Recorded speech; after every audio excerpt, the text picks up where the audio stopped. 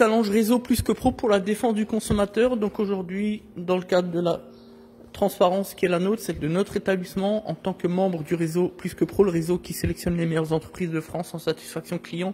Aujourd'hui, c'est une Peugeot 508 de litre 163 chevaux HDI. Donc au programme plaquette de frein avant, voilà, disque et plaquette arrière, usure à son apogée, les plaquettes pareilles sur la ferraille, la révision, vidange, filtre à huile, filtre à pollen, comme d'hab. Vous voyez la plaquette là, je sais pas si on voit bien sur la caméra, mais elle est complètement sur la ferraille. D'ailleurs, on entend le bruit. Vous entendez? Voilà.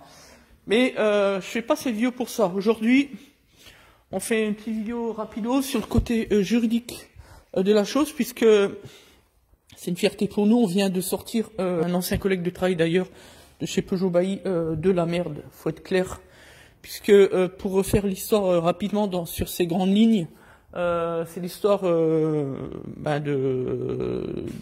cette personne là qui a été acheté un véhicule, un Renault, à l'époque, au prix d'un négociant dont on sait qu'ils sont franchement tous des charlatans, hein, tous des...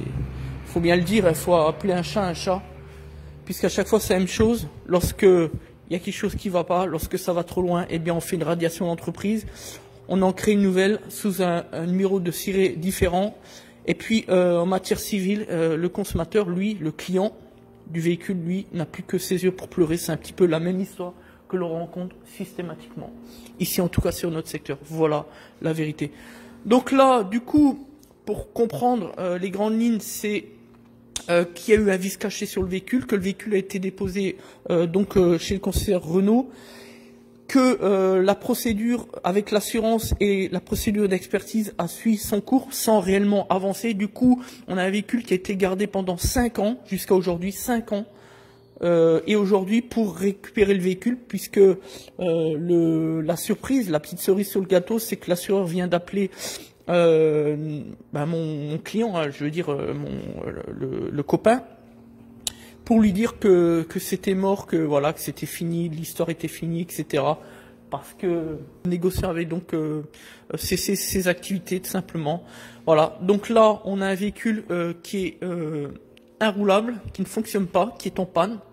Les travaux n'ont pas été engagés et on réclame 27 000 € de frais de gardiennage sur une durée donc de plus ou moins 5 ans à mon client, c'est-à-dire voilà, ancien collègue de travail de chez Peugeot Bailly. Nous, juridiquement, on a pu faire des recherches, un travail de fond pour trouver une faille dans le dossier et nous avons effectivement trouvé une jurisprudence qui va permettre de sauver la mise aux copains, tout simplement. Et ça, c'est une fierté pour nous. Voilà. Donc, on vous donnera plus de détails puisqu'on va faire une vidéo sur la question des frais de gardiennage. On vous donnera beaucoup plus de détails et on vous expliquera le pourquoi, du comment, les jurisprudences, le code civil, le contexte du vice caché, le vice de consentement, toutes ces choses-là. Merci de nous faire confiance, de nous avoir suivis et à bientôt. C'était Des Autotransact Talange, la défense du consommateur, les meilleures entreprises de France.